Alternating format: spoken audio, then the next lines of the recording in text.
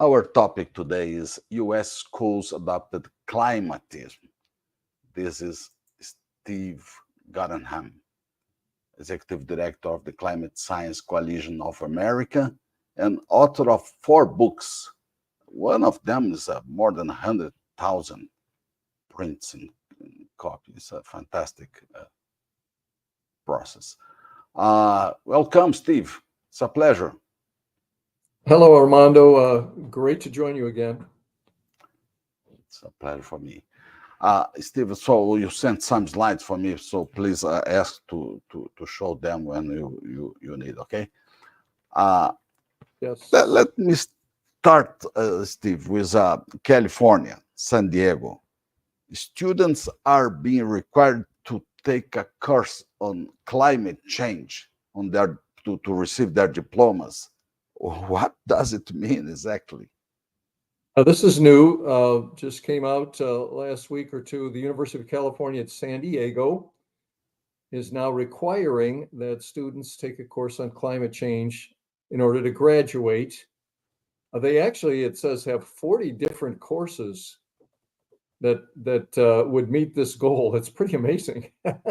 Here's some of the Wow. titles: The Astronomy of Climate Change, Gender and Climate Justice, Indigenous Approaches to Climate Change, and Environmentalism in Arts and Media. Those are just some of the titles of these classes. It is kind of crazy. I have been in discussions with people in Los Angeles about their energy and their electricity. They're just marching down this road to try and become green, net zero by 2050, regardless of the cost. And it's going to be very expensive for them. It already is. I'm actually predicting a bit of a ratepayer revolt in California. I don't know what form that will take, but their prices are already 3 times, double the price of the rest of the United States, 3 times nearby states for electricity. And if you run an air conditioner in July or August in California now in a medium-sized house, it costs you about $1,000 a month. It's very, very expensive, Oh, one and thousand dollars a month. it's going to go much, much higher as well, because they keep trying to push and get rid of gas and retire nuclear and build out all these wind and solar and batteries. Those are very expensive. So we'll just have to see what happens. But they have to indoctrinate the kids in universities now. We also have. You can put up a slide on next generation science Sure. standards. This one? I'm looking for where I'm signed in with you here. Somehow I just lost it. There it Uh, is. Yeah, that's the one. So one of the reasons is we have a number of organizations in the United States that are pushing for curriculums to have the fear of man-made warming taught. One of these is called Next Generation Science Standards, which has standards for grade school and 8th grade and high school. And it says a lot of things in there that people are causing dangerous climate change, that we can control it, and other things. These standards are now being used in 26 states in the United States, which is quite a few. There are about wow. 24 of them that are not using the standards, and the big objection in most of those other 24 states is this push about climatism. So it's kind of crazy what's going on, and I think all these people are eventually going to find out that, well, humans don't control the climate; it is natural. It's going to be a big change over the next couple of decades when they realize what they're taught in school probably isn't correct. All Democrat states or Republicans are in this game too.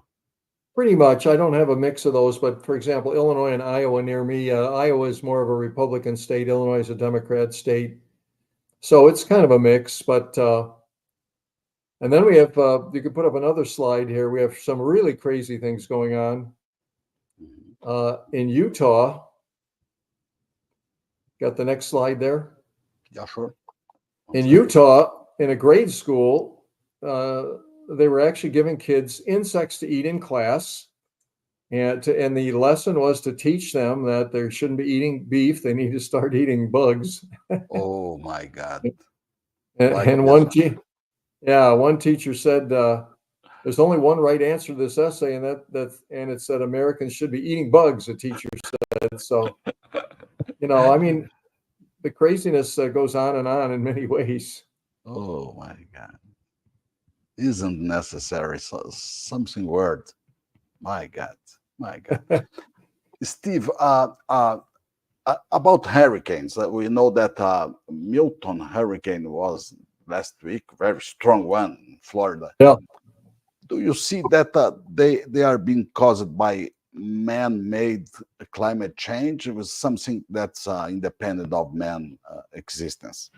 Well, I think it's independent. The Intergovernmental Panel on Climate Change of the United Nations has basically said we don't see evidence yet that storms are getting stronger.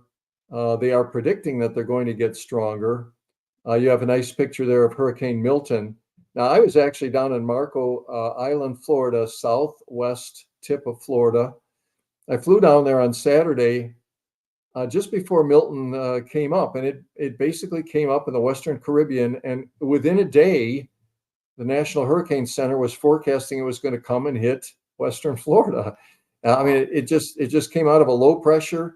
It became a Category 5 in about 2 days, and then it got a little less strong by the time it hit the Florida coast near just south of Tampa. It was about a Category 3, but still a big storm.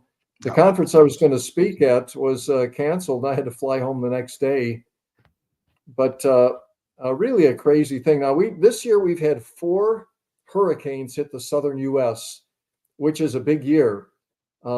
Hurricane Milton and Hurricane Helene. Helene was a Category 4, and Hurricane Debbie. All of those hit Florida, and then Hurricane Beryl, I think, hit Louisiana earlier on. This is a very big year to have 4 hurricanes hit, but this has happened before. If you want to put up the next slide. sure. I just went through data at the National Oceanic and Atmospheric Administration, and this is all online. Since 1900, we've had 198 hurricanes that have made United States landfall. 64 of those were Category 3 or stronger, like Milton and Helene, with 111 mile per hour or more sustained winds. And we've actually had 28 years, including this year, when 3 or more hurricanes have made U.S. landfall. So this is not something that's abnormal. Human emissions of carbon dioxide really were very, very tiny until after World War II, and they've ramped up to many, many times what they were early on, up by more than a factor of 10. But we had many hurricanes all those years in the early 1900s, long before there were any human emissions. So, I mean, look at this data. You have to conclude that even without human emissions, we'd have these hurricanes. And there's really no measure that they're getting stronger as well. Mhm, mhm. You mean that are not man-made influence is something independent of man? Well, I think humans influence things and even the climate, but it's very, very small. As we've talked about before, if you break down the greenhouse effect, human carbon dioxide and methane emissions only account for about 1 or 2% of Earth's greenhouse effect. The vast majority of the effect is water vapor, which is Earth's dominant greenhouse gas. And then most of the carbon dioxide that goes in the atmosphere comes out of the oceans and out of the biosphere. Humans are very, very small. So we're probably influencing it, but it's a 1 or 2% influence. So it's very, very tiny, which means that if we eliminate all carbon dioxide emissions, we probably will not be able to see a difference in Oh, global temperatures, let alone storms. interesting. Interesting. Very interesting. Uh, w- would you, Steve, invest in green energy? Is it attractive to invest in green energy? How do you see investments in green energy? No, it is actually a very poor financial investment. We did talk about this on your last show, and I talked about the Renix index of the top 30 renewable equipment companies and how it hasn't grown in 25 years or so. But there's some latest news on this. And I don't think we talked last time about EV charging companies. all these companies that want to put EV chargers anywhere. The problem with this is you can't make money with charging stations. And one of the big reasons is if you compare it to a gas pump, um, uh, a EV charging station costs about 5 times as much in capital cost, and it takes 5 times as long to charge an electric vehicle. So you have a 25-to-1 disadvantage versus a gasoline pump. And then you got a situation where most people want to charge at home. Globally, about 80% of electric vehicle charging is done at the house, which means there's very little demand for all these chargers. So you can put up the next slide. And Sure. my question and challenge is, whoop, not that one. We skipped these. So go to the next one. We can go back to go to the next one. This one, Oh, no. Got to go forward. There you go. Can EV charging companies make money? ChargePoint is the biggest charging station company in North America, behind Tesla. Tesla has some of its own chargers. They have about 25,000 stations. But since they merged and became a public company in 2021, their stock price is down 76%. And this last year, they lost $458 million on revenue of $507 million. And if you look at the other charging companies, the dedicated charging companies, EVgo, Wallbox, Allego, and Blink Charging, all of those stock prices are way down from when they went public, 70, 80, 90%. So these are very, very poor investments. And there was just news last week. Put the next slide up, sure. if you would. A big company in Europe called Engie just decided to fold shop. It's a French company. They had lost 800 million euros since 2017 on charging stations. They've supplied 500,000 charging points around the world. They're one of the biggest. And nobody knows what's going to happen with these. They're folding their company. Who's going to support these things? They tried to find buyers and nobody would buy it. So, this is another example of green companies. These companies have been supported by subsidies from governments. That's the point. And they can't make a business by themselves. I mean, that's just sort of the situation. Now, the only way this can happen is if they really raise prices on charging. We're seeing some of that in the United Kingdom now. If you don't charge at home, it costs you more to charge at public charging than it costs to run a petrol car. But I don't know. I think what is going to happen is that these are all going to be captured by utilities, and the utilities are going to run these and they're going to subsidize them from electricity ratepayers. Yeah. Because it's just not a good capital business for charging companies. It's a subsidy business, so they are long-term subsidies. Engie is an international company that's in Brazil too. Yes. But you mentioned that 80% of the chargers are at home, so you do not need these external chargers. Is it correct? Well, 80. the problem is people still need them, because if they want to go any distance, then they have to charge away. It's just that they want to do the charging at home. So, for example, if you took gas stations today and said, we'll let people fill up at home, so we'll take away 80% of the business of gas stations, it'd be very tough to make money on gas pumps as well. And that's the situation that all these EV charging companies are facing. Yeah. By the way, there's some new news. State Farm Insurance, a big insurance company in the United States, has started removing all of their charging stations from their parking lots wherever they have companies. Mm-hmm. And the reason is that these things can self-ignite, and they can burn up the cars in the parking garage. So this is an insurance company that says these things are a bad risk. We're going to pull them out of all of our companies, all of our facilities. Yeah, that's right. let me show that Paula Kerber is with us. Good evening, Paula. Thank you. Good afternoon. It's a pleasure to have you following us this way. Steve, I understand that you don't like EVs. It's clear for me. Well, that's You, not you quite true.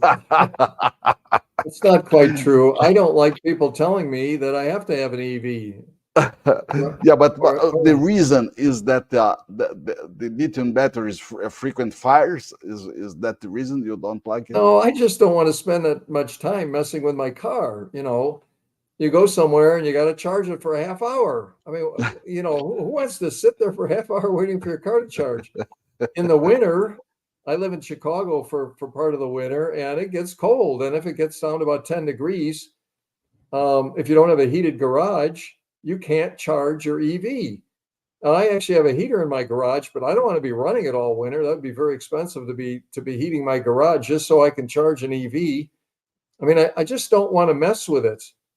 So now, if other people want to do it, if you're driving short distance to work and it works for you, that's great. Those people can buy EVs. But again, if you live in an apartment or something and you don't have a garage and you got to run a charging cord over a public walkway, it doesn't seem to work very well. So Yeah.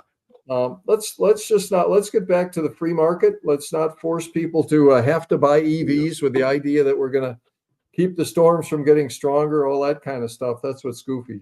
Yeah, and the frequent fires is something that can let's see weird us.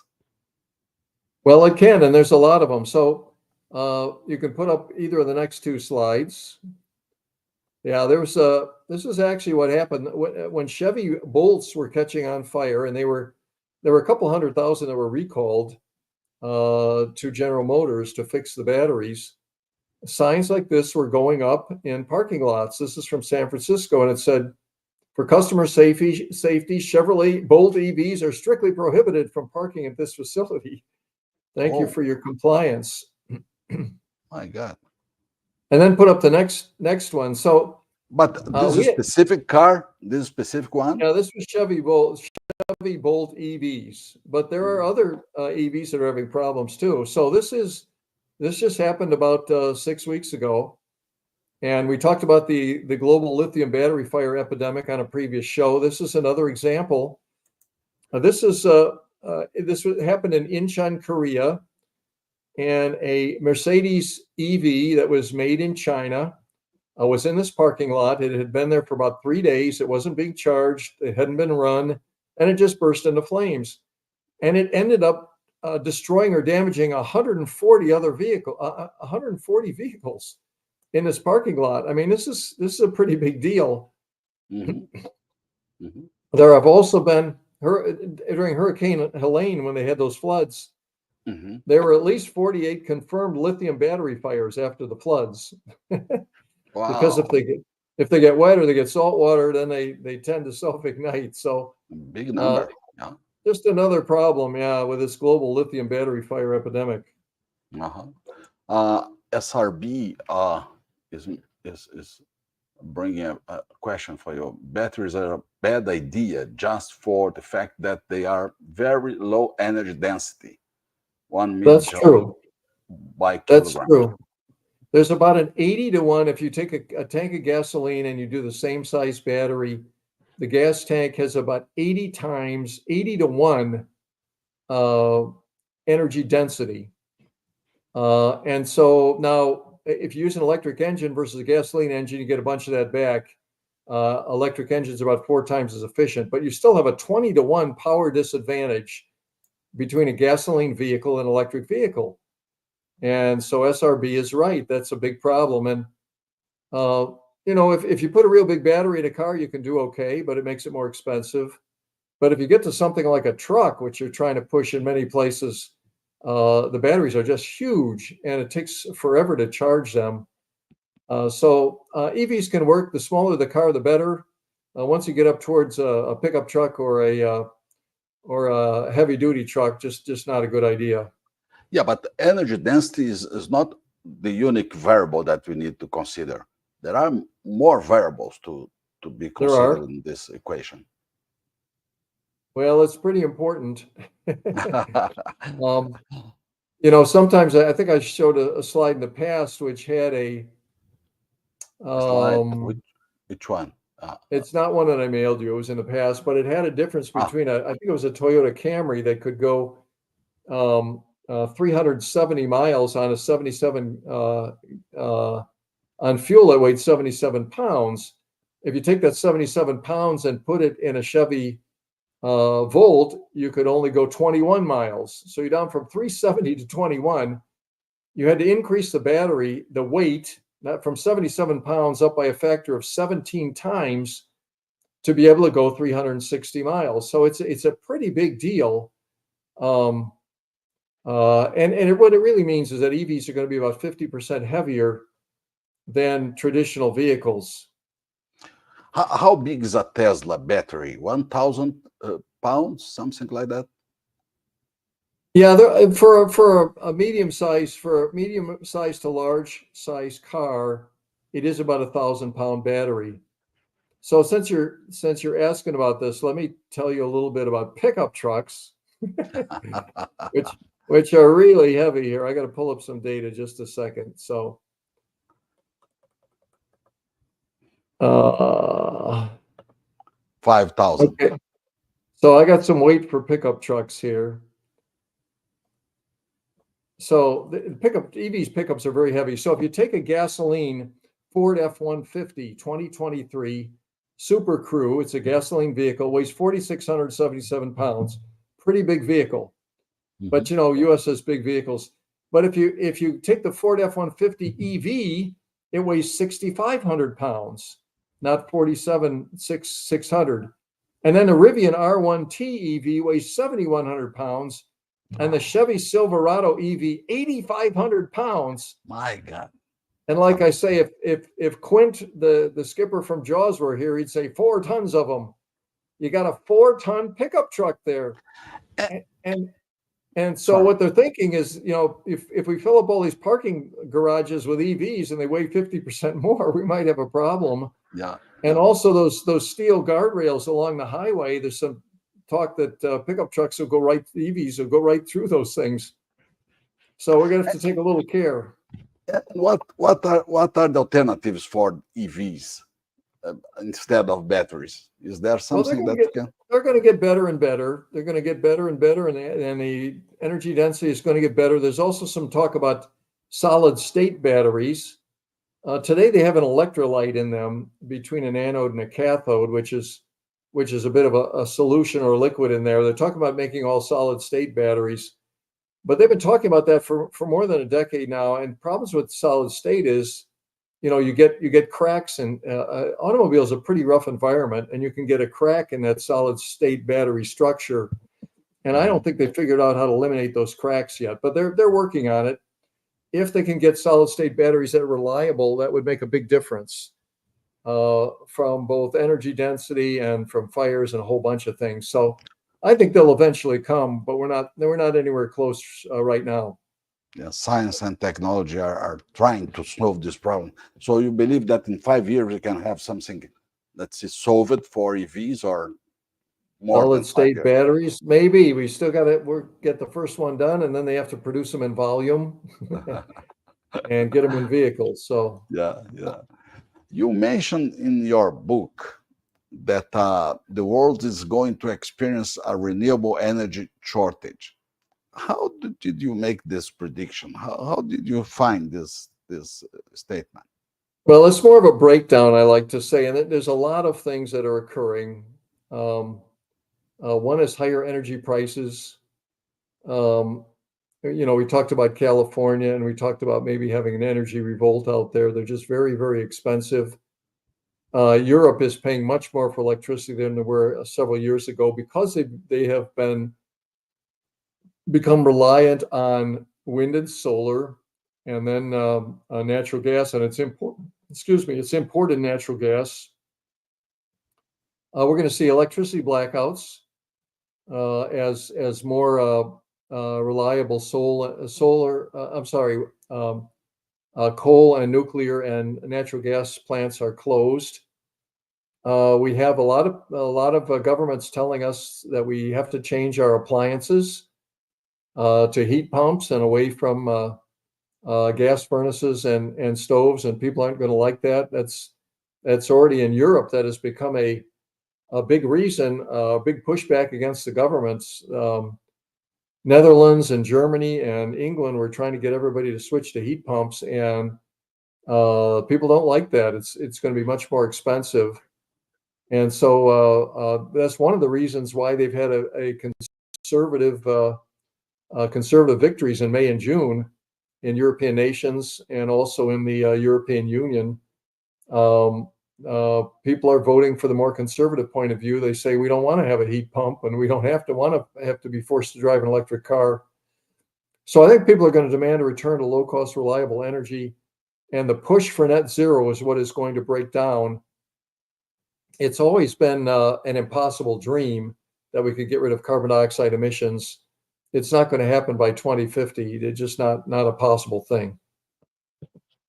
How long will take to all houses become without gas, only electricity? How do you see this time? Well, I don't think that's going to happen. Um, if you take Europe, for example, in Netherlands, it's like 85% of the homes have gas appliances. It's about 80% in England. They're amongst the highest in the world. Amsterdam, for example, said they were going to be a gas-free city by 2030. Well, they have stepped back from that now. They're saying that's no longer the case. Natural gas is just a very, very good fuel. It's very inexpensive unless you're trying to import it, liquefied natural gas. And global gas consumption has increased by a factor of 6 since 1965. More and more people are using natural gas. They're importing propane in Japan and China and India, where people are still trying to burn wood fuels and charcoal and dung. And they're using gas, which is cleaning up their internal air, propane. And people are going to switch from old fuels, which is wood and biofuels, to propane and natural gas. I think this is something that's going to continue to occur. And again, when you burn propane and natural gas, you emit about less than maybe even 1,000 times the particulates of a coal or a wood stove. And so it's very good. The only thing it puts off is carbon dioxide, and that's what makes the plants grow. That's really not a problem. So I think the world's going to get back to sensible energy policy. Okay. Before you explain us where can readers find your books, let me Yeah. ask the last question, please. Okay. How long will take to all of us learn to eat insects? Yeah, right. Well, we'll see about that. I don't think, again, I think people are not going to put up with that sort of a thing. Yeah, that is the United Nations position, and we've talked about the some of the schools doing that sort of thing. Hey, that's fine if you want to eat insects, or if you want to be a vegetarian. Uh, but some people aren't going to go for it. I'm not one of those that will. And again, that has a very small effect on global temperatures and climate. We need to concentrate on real pollution, ozone, lead, nitrous oxide, sulfur dioxide, particulates in the atmosphere. We need to concentrate on discharge of wastewater into oceans and rivers. We need to concentrate on plastic pollution in oceans. Those are the real things to be solved, not carbon dioxide. Yeah, interesting. Yeah, very good point. Very good point. And so finally, please explain where can readers find your books? Yeah, I have 4 books. They can get them from my website, Steve Gorham, GOREHAM.com. I'll send them a signed copy of the Green Breakdown. It's a lot of fun. It has all kinds of sidebars like that Utah school that was teaching kids to eat bugs. There's about 150 of those in the book. So in addition to the science and economics, they get all sorts of crazy information about climate and energy. Perfect. SRB is answering never for my question for you. Yep. Thank you, Sir B. You're right. Steve Gordonham, was a pleasure. Thank you so much. Thank you, Armando. Till the next time. Next time. Bye bye.